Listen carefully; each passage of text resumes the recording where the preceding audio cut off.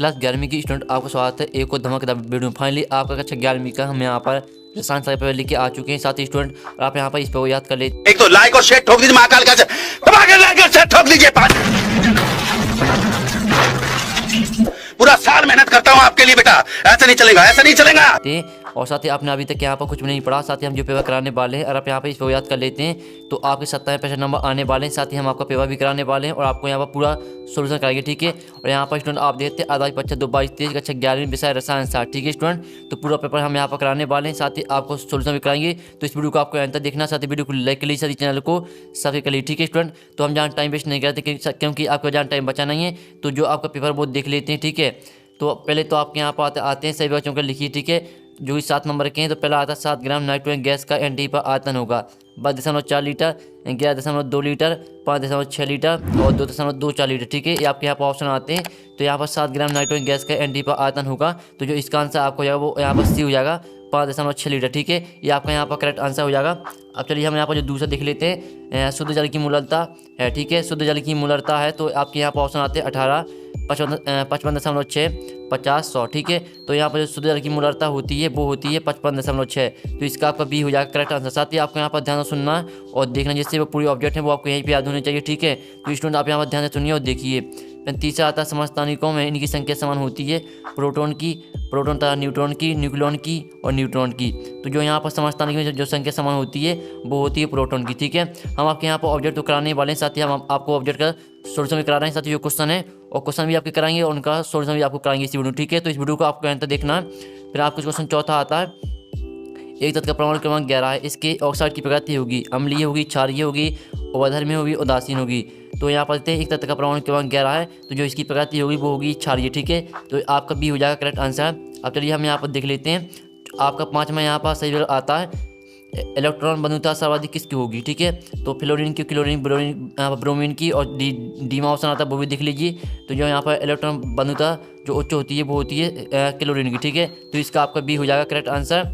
और फिर आपके यहाँ पर फिर 6वां आता है, और 6वां आपका आता है एंथैल्पी एच और द पी आयतन बी एवं आंतरिक ऊर्जा यू के बीच संबंध है, ठीक है। तो आपका यहाँ पर दिया गया 6वां, जो इसका आपका आंसर रहेगा वो आपका यहाँ पर ए हो जाएगा, H बराबर U प्लस पी भी, ठीक है। इसका आपका यहाँ पर ये हो जाएगा करेक्ट आंसर। अब 7वां देख लेते हैं। 7वां आता है CaOCl2 में Cl की ऑक्सीजन अवस्था 0 है, +1 है, -1 है, +1 है या -1, ठीक है। तो यहाँ पर CaOCl2 में जो Cl की ऑक्सीजन अवस्था रहेगी वो रहेगी +1 और -1, ठीक है। यानी इसका डी हो जाएगा करेक्ट आंसर। साथ ही स्टूडेंट आपको पूरा पेपर यहाँ पर अच्छे तरह से याद करना है, क्योंकि आपका यही पेपर आने वाला। साथ ही अगर आप इस पेपर को याद करके जाते हैं तो आप केमिस्ट्री पेपर में अच्छे मार्क्स लाओगे, ठीक है स्टूडेंट। फिर आपकी चलिए रेगिस्तान आते हैं 7 नंबर के, तो चलिए देख लेते हैं। पहला आता है ST पर 22.4 लीटर हाइड्रोजन गैस में अणु संख्या है। तो आपको ये पहला यहाँ पर दिया, तो जो इसका आंसर वो देख लेते हैं। आज अभी हाँ। रहा नहीं जाता, तड़प ही ऐसी। यहाँ पर पहला रेगिस्तान है, तो इसमें जो आपका आंसर हो जाएगा वो हो जाएगा, आप यहाँ पर देखते हैं। पहले में आपको यहाँ पर रेगिस्तान भर देना 6.022 × 10⁻23, ठीक है। ये आपको यहाँ पर रेगिस्तान भर देना 6.022 × 10⁻23। अब चलिए आपको जो दूसरा रेगिस्तान आता है वो देख लेते हैं। तो स्टूडेंट आप यहाँ पर देते हैं चुंबकीय क्षेत्र में स्पेक्ट्रम रेखाओं के व्यपटान को कहते हैं, ठीक है। आपका दूसरा रेगिस्तान आता है, तो जो इसका आंसर वो देख लेते हैं। तो यहाँ पर जो दूसरी रेगिस्तान आपको क्या बनना, दूसरे रेगिस्तान बनना आपको जीवन प्रभाव, ठीक है। चुंबकीय क्षेत्र में स्पेक्ट्रम रेखाओं के व्यपटान को जीवन प्रभाव कहते हैं। ये आपका यहाँ पर आंसर हो जाएगा दूसरे रेगिस्तान में। अब तीसरा रेगिस्तान देख लेते हैं। तो तीसरा आता है आवर्त तालिका में अधातु आवर्त तालिका में बाएं से दाएं जाने पर परमाणु त्रिज्या होती है, ठीक है। ये आपका तीसरा आता है। तो तीसरे में आपका क्या रहेगा, तीसरे में आपको भर देना कम, ठीक है, कम भर देना आपको। जैसे आप यहाँ पर आवर्त तालिका बाएं से दाएं जाएंगे तो यहाँ पर जो परमाणु त्रिज्या रहती है वो यहाँ पर कम हो जाती है, ठीक है, कम आपको भर देना तीसरे रेगिस्तान में। और चौथा आता है LCAO का पूर्ण नाम, ठीक है। LCAO का पूर्ण नाम आपका क्या है, इसका जो आपका यहाँ पर आंसर हो जाएगा चौथी में आपको भरना है पर linear combination of atomic orbital, ठीक है।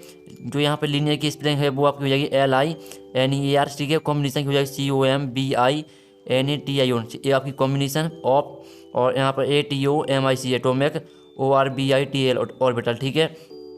तो यहाँ पर फिर देख लीजिए, यहाँ पर linear combination of atomic orbital, ठीक है। जो इसकी स्पेलिंग है वो हमने बता दी है। साथ ही आपको स्पेलिंग यहाँ पर पेपर में गलत नहीं लिखना नहीं था। आप यहाँ पर स्पेलिंग को गलत लिखोगे तो आपके नंबर कट जाएंगे, इसलिए ठीक है। तो आप स्पेलिंग भी यहाँ पर सीख लीजिए।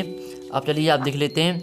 अब 5वां आपका रेगिस्तान आता है किसी विलगित निकाय की, यहाँ पर आप देखते हैं किसी विलगित निकाय की कुल ऊर्जा जो रहती है, तो जो यहाँ पर क्या रहती है 5 में लिखता हूँ आपको भरना है यहाँ पर, ठीक है 5 में भर देना आपको इस तरह, ठीक है इस तरह रहती है।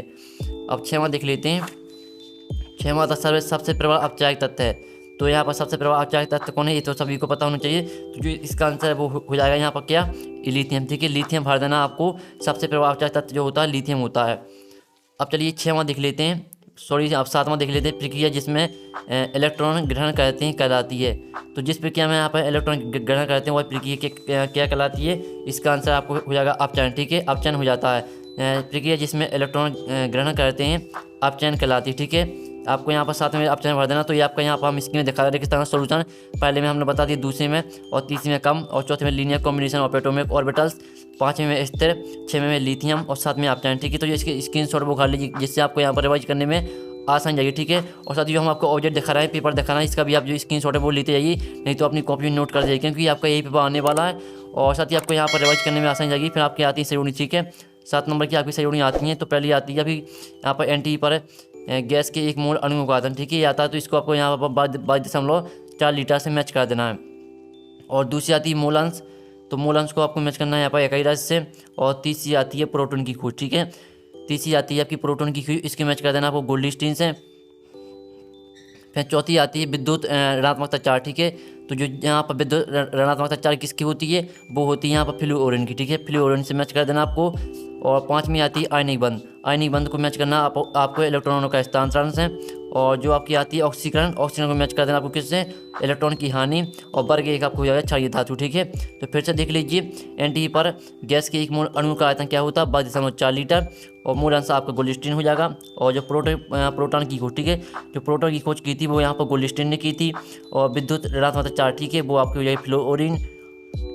और 5वीं आती है आपकी आयनिक बंध, तो ये आपकी यहाँ पर हो जाएगी इलेक्ट्रॉनों का स्थानांतरण, ठीक है स्टूडेंट। हम यहाँ पर आपको करा रहे हैं पूरा पेपर का सोल्यूशन क्योंकि आपका यही पेपर आने वाला, ठीक है तो इस पेपर पूरा आपको यहाँ पर याद करके जाना है।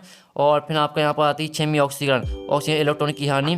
और वर्ग 1 आपका क्षारीय धातु, ठीक है इसका जो स्क्रीनशॉट वो ले लीजिए क्योंकि वो आपका यही पेपर आने वाला, साथ ही इस पेपर आपको रट के जाना है। और वीडियो को लाइक के लिए सारी चैनल को सब्सक्राइब कर लीजिए, हम बड़ी मस्त से आपके लिए वीडियो लाए हैं, तो जो इसके स्क्रीनशॉट वो खा लीजिए, ठीक है। तो हमने आपकी जो सहयोगी है वो करा दी है, साथ ही हमने आपको जो यहाँ पर दिए गए थे रेगिस्तान बुक करा दी संपूर्ण हल सही, साथ ही हमने आपके सही भी करा दी। अब चलिए आपके देख लेते हैं हम यहाँ पर एक सदवाक्य होता, ठीक है तो अभी एहे रहा नहीं जाता, तड़प ही ऐसी है ना। ये जो आपके यहाँ पर एक सदवाक्य आते हैं, यहाँ पर एक सदवाक्य आते हैं वो देख लेते हैं। तो 7 नंबर के हैं, ठीक है तो पहला आपका यहाँ पर आता है बेंजीन का मूलानुपाती सूत्र क्या है, ठीक है ये आपका आता है। तो इसका जो आपका यहाँ पर आंसर हो जाएगा वो हो जाएगा आपका, इसका आंसर हम यहाँ पर देख लेते हैं C6H6 इसका आपका आंसर हो जाएगा, ठीक है। जो व्यंजन का मूलानुपाती सूत्र होता है वो होता है C6H6।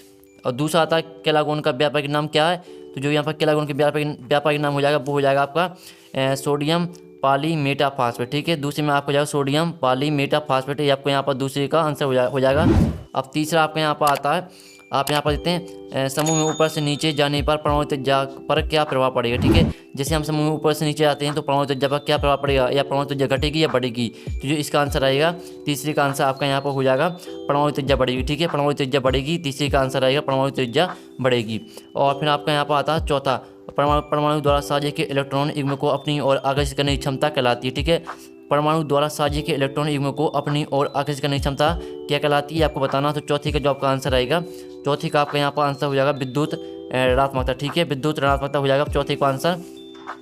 और पाँचवा आता है आपका एंट्रोपी की इकाई, ठीक है पाँचवा एंट्रोपी की इकाई आपकी इकाई हो जाएगी वो हो जाएगी आपकी यहाँ पर जूल प्रति केल्विन, ठीक है जूल प्रति केल्विन हो जाएगी। और फिर आती है भारी जगह सूत्र, ठीक है जो भारी जगह सूत्र रहेगा वो हो जाएगा आपका यहाँ पर D2U, तो ये आपका भारी जगह सूत्र हो जाएगा D2U। और जो आपकी एंट्रोपी की इकाई है वो हो जाएगी आपकी जूल प्रति केल्विन। तो फाइनली हमने आपके जो यहाँ पर 6 आपके सही करा दी। 7वां आपका यहाँ पर आता है, 7वां देते हैं NTE पर 0.5 मोल गैस का आयतन क्या होगा, ये आपका यहाँ पर आता है 7वां। तो इसका आंसर मुझे पता है लेकिन मैं यहाँ पर जानना चाहता हूँ कौन सी स्टूडेंट से यहाँ पर इसका आंसर बनता है, ठीक है तो आपको क्या करना है, इसे जो आपका प्रश्न दिया है NTE पर 0.5 मोल गैस का आयतन क्या होगा, तो इससे आपको यहाँ पर कमेंट में लिखना, साथ ही इसके नीचे आपको जो इसका आंसर है वो लिखना है, ठीक है। और जो भी इसका आंसर देंगे हम उससे रिप्लाई जरूर करेंगे, साथ ही उसको लाइक देंगे क्योंकि हम जानना चाहते हैं कि स्टूडेंट से यहाँ पर इसका आंसर बनता है, ठीक है। तो हमने आपके एक सदवाक्य में उत्तर करा दिए हैं और साथ ही जो इसका स्क्रीनशॉट वो ले लीजिए, ठीक है जो इसका स्क्रीनशॉट वो ले लीजिए, हम आपको स्क्रीन में दिखा रहे हैं सॉल्यूशन, ठीक है, जिससे आपको रिवाइज करने में आसानी जाएगी। साथ ही जो आपके यहाँ पर हम एक साथ दबा के मतलब ये आपके क्वेश्चन है, इनका भी स्क्रीनशॉट ले लीजिए, क्योंकि आपका एक बार आने वाला, साथ ही आपको यहाँ पर याद करने में कोई दिक्कत ना जाए। चलिए आपके क्वेश्चन देख लेते हैं। तो क्वेश्चन आपके यहाँ पर आता है सीमांत अभिकारक क्या, ठीक है, ये आपका 2 नंबर का क्वेश्चन है, सीमांत अभिकारक क्या है, और इसका अथवा आता मूल संकल्पना क्या है। सो स्टूडेंट, आपने यहाँ 5वां क्वेश्चन देख लिया, सीमांत अभिकारक क्या है, अभिकारक क्या है, अथवा आता मूल संकल्पना क्या, ठीक है, ये आपका 2 नंबर का। तो जो आपके यहाँ पर दिया सीमांत अभिकारक क्या है, तो इसका आंसर वो देख लेते हैं, ठीक है, इसका आंसर हम आपको दिखा देते हैं। तो जो सीमांत अभिकारक क्या है, इसका जो आपका यहाँ पर आंसर हो जाएगा, यहाँ पर आप देख तो उत्पाद की मात्रा, यहाँ पर आप देख लीजिए, उत्पाद की मात्रा व दूसरे क्रियाकारक की मात्रा, आप यहाँ पर देखते हैं उत्पाद की मात्रा व दूसरे क्रियाकारक की मात्रा निर्धारित करने वाला क्रियाकारक जो कम मात्रा में पाया जाता है, ठीक है, कम मात्रा में पाया जाता है, सीमांत अभिकारक कहलाता है। आप इसकी में देख रहे हैं। साथ ही वीडियो को साफ यहाँ पर वीडियो को साफ देखने के लिए वीडियो को यहाँ पर हाई क्वालिटी में देखिए, ठीक है, और यहाँ पर हाई क्वालिटी में देखने के लिए आपको सेटिंग में जाना, सेटिंग से आप यहाँ पर वीडियो को यहाँ पर हाई क्वालिटी में देख पाएंगे, साथ ही आपको वीडियो को साफ दिखेगा, ठीक है। तो जो आपके यहाँ पर सीमांत अभिकारक की परिभाषा हो जाएगी, वो हो जाएगी उत्पाद की मात्रा व दूसरे क्रियाकारक की मात्रा निर्धारित करने वाला क्रियाकारक जो कम मात्रा में पाया जाता है, सीमांत अभिकारक कहलाता है। साथ ही इसे आप कॉपी नोट कर लीजिए और जो इसकी स्क्रीनशॉट वो ले लीजिए, ठीक है। अब चलिए आपका यहाँ पर देख लेते हैं दूसरा क्वेश्चन, ठीक है। तो जो आपका दूसरा क्वेश्चन यहाँ पर आता है, नीचे 6वां क्वेश्चन आता है, ठीक है। तो 6वां क्वेश्चन आता है, नीचे दी गई परमाणु द्रव्यमान ए और परमाणु संख्या 2 वाले परमाणु का पूर्ण प्रतीक लिखिए, ठीक है, आपका 2 नंबर क्वेश्चन है। और इसका जो आपका यहाँ पर दिया था 5वें का अथवा, यहाँ पर देते हैं जो 5वें का अथवा दिया था मूल संकल्पना क्या है, ये आपको हम यहाँ पर आपको एक ही आंसर देंगे, ठीक है, और आप यहाँ पर अथवा का आंसर चाहते हो तो वो आपको खुद करना है, ठीक है। हमने ये आपको बता दिया सीमांत अभिकारक क्या है, इसका आंसर हमने बता दिया। और जो 6वां क्वेश्चन है, इसका आपका अथवा का आता है हुंडे नियम को अधिकतम बहुलता का नियम क्यों कहते हैं, ठीक है, जो इसका आंसर वो देख लेते हैं। तो स्टूडेंट जो आपका यहाँ पर दिया गया हुंडे नियम को अधिकतम बहुलता का नियम क्यों कहते हैं, जो इसका आंसर हो जाएगा वो हो जाएगा आपका यहाँ पर आप देखते हैं। तो स्टूडेंट आप यहाँ पर देखते हो, जो इसका आपका आंसर हो जाएगा वो हो जाएगा यहाँ पर हम आपको स्क्रीन में दिखा रहे हैं, ठीक है। आपका आंसर हो जाएगा समान ऊर्जा के कक्षकों में यहाँ पर इलेक्ट्रॉन इस प्रकार भरते हैं कि पहले वे रिक्त कक्षकों में प्रवेश करें और फिर इन आंशिक रूप से भरे हुए कक्षकों के इलेक्ट्रॉन के साथ जोड़ा बनाएं, अथवा किसी भी उपकोष के कक्षकों में इलेक्ट्रॉन जोड़े तब तक नहीं बनते हैं जब तक कि इस उपकोष के समस्त कक्षकों में एक एक इलेक्ट्रॉन नहीं चला जाता, ठीक है। ये आपका यहाँ पर आंसर हो जाएगा। साथ ही इसका नीचे उदाहरण दिया है वो भी आप लिख सकते हैं। तो ये आपका यहाँ पर क्या है, हुंडे का बहुलता का नियम है। तो जो इसका स्क्रीनशॉट वो उठा लीजिए, हम आपको यहाँ पर स्क्रीन में आपको आंसर दिखा रहा है, ठीक है। तो इसका स्क्रीनशॉट ले लीजिए आप यहाँ पर। आप चलिए हम यहाँ पर देख लेते हैं आपका 7वां क्वेश्चन। तो 7वां आपका क्वेश्चन यहाँ पर आता है, यहाँ पर देखते हैं निम्नलिखित को समझाइए, ठीक है। आयनन विभव और इलेक्ट्रॉन बंधुता और इसका अथवा था डी ब्लॉक तत्वों के सामान्य लक्षण क्या है, ये आपका 2 नंबर का क्वेश्चन है। जो आपका 7वें का अथवा है डी ब्लॉक तत्वों के सामान्य लक्षण क्या है, तो जो इसका आंसर है वो देख लीजिए, ठीक है। तो जो यहाँ पर जो दिया है डी ब्लॉक तत्वों के सामान्य लक्षण क्या है, तो जो इसका आंसर है वो हम आपको बता देते हैं। तो स्टूडेंट जो आपका इसका आंसर हो जाएगा वो आप यहाँ पर देते हैं। जो आपका यहाँ पर जो डी ब्लॉक के जो आपके यहाँ पर सामान्य लक्षण है, यानी जो लक्षण रहते हैं उन्हें आप गुण भी बोल सकते हो, ठीक है। लक्षण और गुण एक ही होते हैं। तो आप यहाँ पर देखते हैं, या हमने आपको स्क्रीन में दिखा रहा है डी ब्लॉक के तत्वों के सामान्य गुण। तो यहाँ पर आप पढ़ सकते हो। साथ ही जो इसकी स्क्रीनशॉट है वो ले लीजिए। यहाँ पर आपके कितने दिए हैं, 7 दिए हैं, ठीक है। आपके 7 दिए हैं तो आपको यहाँ पर 7 तो नहीं लिखना है, आपको 2 नंबर का है तो आप 3 आराम से लिख सकते हैं, 3 आपको याद कर लेना है इसमें से। यहाँ पर देखते हैं 5वां आप यहाँ पर देखते हैं रंगीन लवण या रंगीन आयन बनाते हैं, और 6वां देखते हैं संकुल एवक बनाते हैं। 7वां आता अधिकांशतः उत्प्रेरकीय व अनुचुंबकीय गुण दर्शाते हैं, ठीक है। तो 5वां और 6वां 7वां करा दिया, ठीक है। ये आपको यहाँ पर हमने आपको जो आंसर है वो दिखा दिए। साथ ही यही पेपर आपका आने वाला है। और जो आपके यहाँ 5वां 6वां और 7वां है, ये आपका तीनों बहुत सरल हैं, तो तीनों को आपको याद कर लेना है। अब चलिए आपका नेक्स्ट क्वेश्चन देख लेते हैं। तो जो आपका नेक्स्ट क्वेश्चन यहाँ पर आता है, आप यहाँ पर देखते हैं स्टूडेंट, आपका नेक्स्ट क्वेश्चन यहाँ पर आता है FeCl2 और FeCl3 में किसमें सहसंयोजी गुण अधिक होगा और क्यों। तो इसका अथवा था अबंध प्रबलता को अबंध कोटि के रूप में आप किस प्रकार व्यक्त करेंगे, ठीक है। ये आपका यहाँ पर 8वें का अथवा आता है। तो जो आपका यहाँ पर दिया FeCl2 और FeCl3 में किसमें सहसंयोजी गुण अधिक होगा और क्यों, इसका जो आंसर है वो देख लेते हैं। तो स्टूडेंट जो आपका इसका आंसर रहेगा, चलिए आपको दिखा देते हैं। तो यहाँ पर आपको अच्छे से देखना, ठीक है। हम पूरा पेपर आपका यहाँ पर करा रहे हैं क्योंकि आपका यही पेपर आने वाला, ठीक है। तो इस पेपर को आपको याद जरूर करना है। तो जो इसका आंसर रहेगा वो आप यहाँ पर देखते हैं, हम स्क्रीन में आपको दिखा रहे हैं। तो पूरा आपको स्क्रीनशॉट घालते जाना है। आप यहाँ पर देखते हैं आयन पर आवेश बढ़ने से सहसंयोजक गुण भी बढ़ता है, क्योंकि धनायन युक्त एक उच्च आवेश आणु को अधिक आसानी से ध्रुवीकृत कर सकता है। ठीक है, आपको इस तरह से यहाँ पर आंसर दिया है, साथ ही नीचे भी आंसर दिया है, तो इसका स्क्रीनशॉट ले लीजिए। जैसा कि FeCl3 में Fe का चार्ज +3 है और FeCl2 में Fe का चार्ज +2 है। FeCl3 में Fe का आवेश अधिक होता है, इसलिए FeCl3 अधिक सहसंयोजक होता है। ठीक है, आपका आंसर हमने करा दिया, तो ये इसका स्क्रीनशॉट वो ले लीजिए। हम आपको यहाँ पर स्कीम में दिखा रहे हैं। ठीक है, आपको आंसर यहाँ पर स्कीम में दिखा रहे हैं। तो फाइनली हमने आपका एक क्वेश्चन भी करा दिया, साथ ही आपको आंसर भी करा दिया। अब चलिए आपको जो नेक्स्ट क्वेश्चन है वो देख लेते हैं। तो फाइनली आपका यहाँ पर नेक्स्ट क्वेश्चन आता है 9वां। ठीक है, 9वां आता है रेडॉक्स अभिक्रिया से क्या, आप यहाँ से देखते हैं रेडॉक्स अभिक्रियाओं से क्या अभिप्राय है। ठीक है, अथवा आता मुक्त मूलक क्या है, इसके स्थापित का क्रम दीजिए। ठीक है, आपका 2 नंबर क्वेश्चन है। तो जो 9वां क्वेश्चन है इसका जो आंसर है वो देख लेते हैं। ठीक है, तो जो आपका 9वां क्वेश्चन यहाँ पर आता है, यहाँ पर रेडॉक्स अभिक्रिया से क्या अभिप्राय, इसका आंसर हम यहाँ पर आपको दिखा देते हैं। तो इसका आंसर आपका यहाँ पर क्या हो जाएगा, तो यहाँ पर देखते हैं जो आपके यहाँ पर रेडॉक्स अभिक्रिया वो आपके यहाँ पर आंसर हमको दिखा रहे हैं। अब यहाँ पर देखते हैं यहाँ पर रेडॉक्स अभिक्रिया वह अभिक्रिया जिसमें ऑक्सीजन एवं अपचयन दोनों साथ होती हैं, रेडॉक्स अभिक्रिया कहलाती है। ठीक है, आपका आंसर हो जाएगा। साथ ही नीचे का भी आप यहाँ पढ़ सकते हो, तो इसकी स्क्रीनशॉट बोले लीजिए। फाइनली हमने इसका भी आंसर आपको करा दिया। अब चलिए नेक्स्ट क्वेश्चन देख लेते हैं। तो नेक्स्ट क्वेश्चन आपको यहाँ पर आता है अपचायक को परिमार्जित की। ठीक है, आपको यहाँ पर अपचायक को परिमार्जित करना, साथ ही अथवा आता है सम आयनन प्रभाव क्या। ठीक है, सम जो आपको यहाँ पर दिया है अथवा का सम आयनन प्रभाव क्या है, इसका हम आंसर यहाँ पर देख लेते हैं। तो स्टूडेंट जो आपका इसका आंसर है वो हो जाएगा, चलिए दिखा देते हैं। तो आप यहाँ पर सम आयनन प्रभाव क्या है, इसका आंसर हम आपको स्कीम में दिखा रहे हैं। किसी दुर्बल विद्युत अपघट्ट के विलयन में सम आयनन वाला कोई प्रबल विद्युत अपघट्ट मिला देने पर दुर्बल विद्युत अपघट्ट के विजन की मात्रा कम हो जाती है, इस प्रभाव को सम आयनन प्रभाव कहते हैं। ठीक है, हमें आपकी स्कीम में दिखाना, तो जो इसकी स्क्रीनशॉट वो ले लीजिए। साथ ही आपको उदाहरण भी दिया है, तो उदाहरण भी आपको लिखना। ठीक है, तो इसका भी आंसर हमने करा दिया। अब चलिए आपका नेक्स्ट क्वेश्चन देख लेते हैं।